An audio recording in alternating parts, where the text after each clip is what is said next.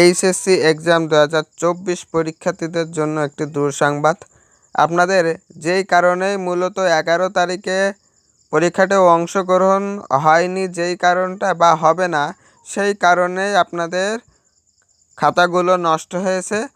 প্রশ্ন পুড়ে যাওয়ার কারণে আপনাদের পরীক্ষাটি অনুষ্ঠিত করতে পারেনি বা পারবে না 11 তারিখে।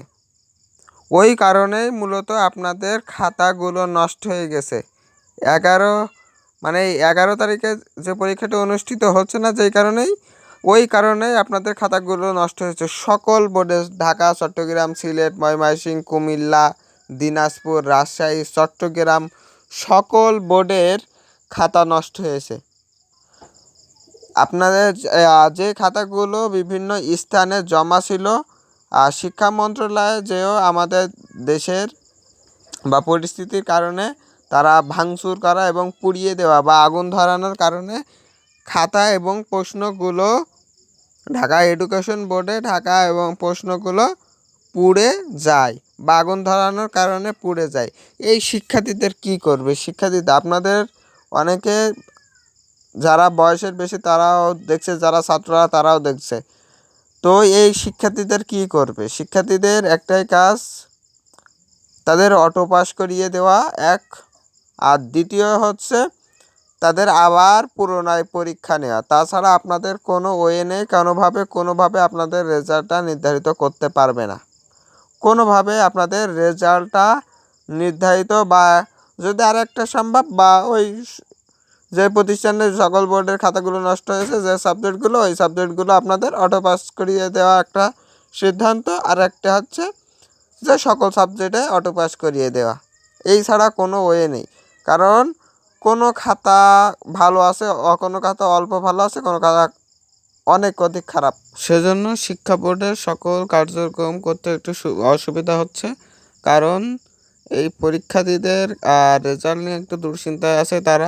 তাদেরও যেমন দুশ্চিন্তা, আপনাদেরও তেমনই দুশ্চিন্তা, এবং সকল শিক্ষা প্রতিষ্ঠান, সকল কার্যক্রম প্রতিষ্ঠানদেরই একটি দুশ্চিন্তার ভিতরে থাকতে হয়েছে বা এখন তারা আছে।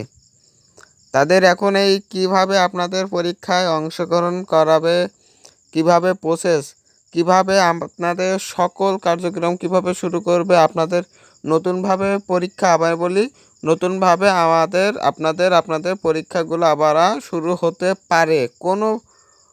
কারণ আপনাদের পরীক্ষায় রেজাল্ট কোনো খাতা অধিক ভালো আছে, অর্ধেক পুড়ে গেছে বা নষ্ট হয়ে গেছে, তা খাতা না দেখার উপযোগী হয়ে গেছে। তাহলে আপনাদের রেজাল্টটা কিভাবে দেবে? রেজাল্ট দেওয়ার এইসব বিষয়ে এখনও আমরা নোটিশ পাইনি যে যাদের খাতাগুলো অধিক বোর্ডের, সকল বোর্ডের অল্প অল্প করে খাতা নষ্ট হয়েছে।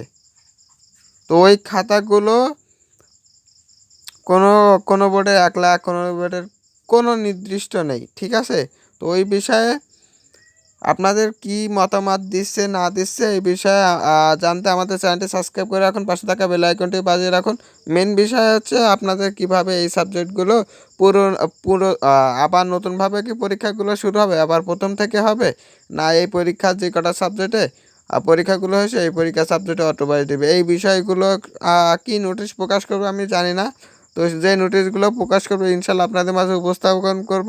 তো আপনাদের একটা কথাই বলবো, এই নিউজগুলো দিতে আমার একটা সময় ব্যয় হয়, ভিডিও এডিট করতে, ভয়েস দিতে, সকল প্রকার একটা তথ্য সংগ্রহ করতে, সকল প্রকার একটা ভিডিও বানাতে না হলেও আমার